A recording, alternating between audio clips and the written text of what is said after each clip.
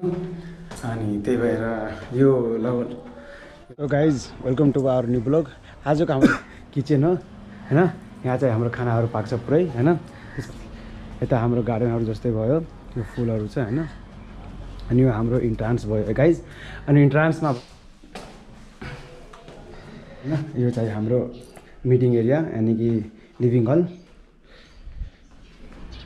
पुरै है गाइज।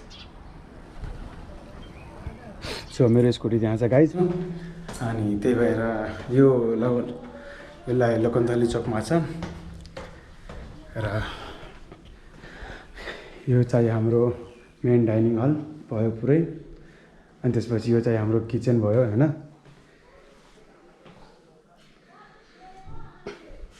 यहाँ सामानहरू छ पुरै हैन सब।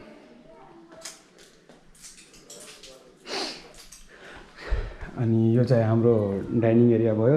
यहाँ मान्छेले बसेर मिटिङहरू पनि कन्फरेन्स हल जस्तै भयो अनि डाइनिङ जस्तो पनि भयो किनभने। सो गाइज यहाँ हाम्रो माथिको रुम हो। यो चाहिँ तपाईँको रुम नम्बर तपाईँको यो 12 भयो हैन। यो चाहिँ हाम्रो एसी रुम यसलाई भन्छ हैन गाइज। यहाँ फरेनरहरू आउँछ प्राय यहाँदेखि त्यहाँ पुरै त्यहाँ हाम्रो एयरपोर्ट हो। यो पुरै एयरपोर्ट हो किनभने जब यहाँ जुन टुरिस्टहरू आउनुहुन्छ नि यहाँ किन आउनुहुन्छ, यहाँबाट भ्युज हुन्छ है। यहाँ जतिखेर